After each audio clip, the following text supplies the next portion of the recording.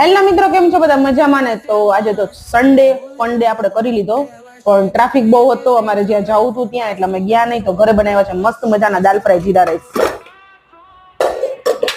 જીરા rice અને દાલ fry.